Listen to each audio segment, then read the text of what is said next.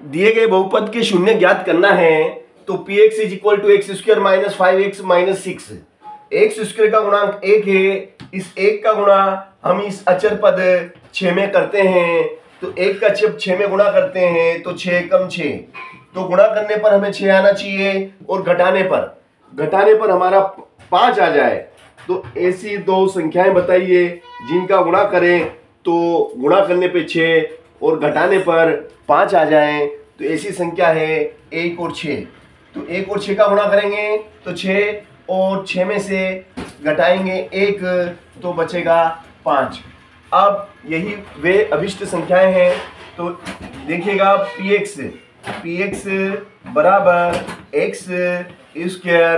अब हमें माइनस का चाहिए, माइनस का 5 है ये, तो माइनस का 5 कब बचेगा? माइनस का 5 जब बचेगा जब बड़ी संख्या हम 6 और 1 में से जो बड़ी संख्या है उसको हम ऋण की लेंगे।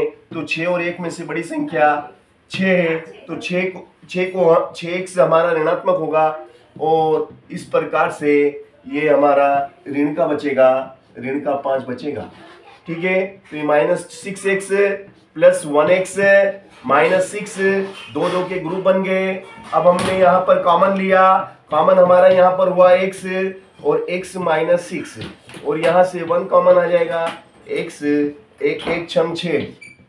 अब यहाँ पर हमें फिर कॉमन आ जाएगा हमारा पी एक्स बराबर x माइनस 6 दोनों में this is a common and ये आपका x है तो ये x प्लस 1।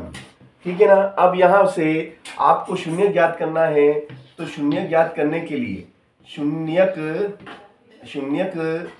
ज्ञात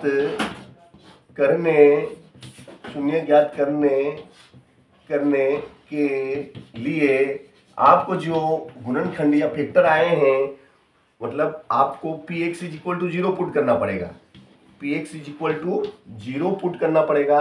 एम्प्लाइज डेट क्या हुआ? x minus 6 and x plus 1 is equal 0 put करना पड़ेगा। एम्प्लाइज डेट ये हुआ कि x minus 6 is equal to 0। Implies that x is equal to क्या हो जाएगा?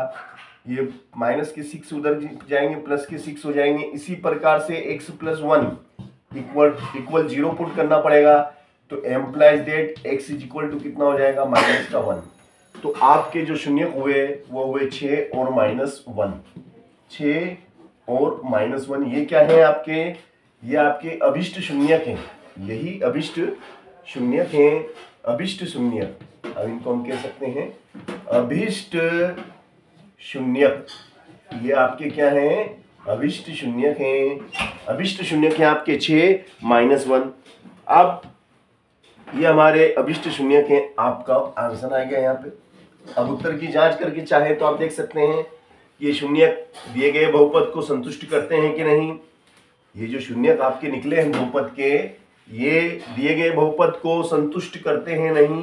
तो देखो x, अगर x इज इक्वल टू 0 इस बहुपद में प्रतिस्थापित किया जाए या रखा जाए तो संपूर्ण बहुपद का मान 0 आना चाहिए। Put x is equal to 6। तो देखिएगा अब आप क्या होता है, P6 is equal to 6 square minus 5 into 6 minus 1। तो ये हो जाएगा आपका P6 is equal to 6 6 36 minus 5 30 plus minus 1, 6 6 36 5 30 6 रख है ना, 5 30 में माइनस 6 माइनस 6 है माइनस 6। तो ये हो गया आपका P6 is equal to 36 minus 6 minus 30 minus 6 minus 36 implies that P6 is equal to 0। ये 0 हो गया। यानी कि जो x बराबर 6 जब हमने इसमें पुट करा तो दिए गए बहुपद का मान परिणाम 0 आया, इसलिए 6 दिए गए बहुपद का शून्यक है। अगर अब 6 की जगह मान लो माइनस 1 पुट करें तब भी यही स्थिति बनती है क्या? देख लेते हैं अभी देख लेते हैं स्थिति क्या बनती है ना। अभी स्थिति का मालूम पड़ जाएगा। तो ये हो जाएगा आपका p -1 बराबर -1 का स्क्वायर -5 एंड -1 एंड -6।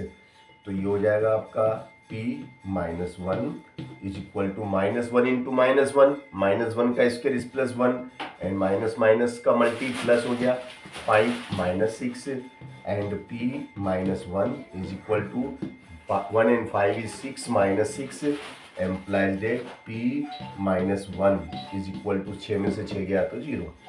इस प्रकार से यही अभिष्ट शून्यक हैं और दिए गए बहुपद को संतुष्ट करते हैं।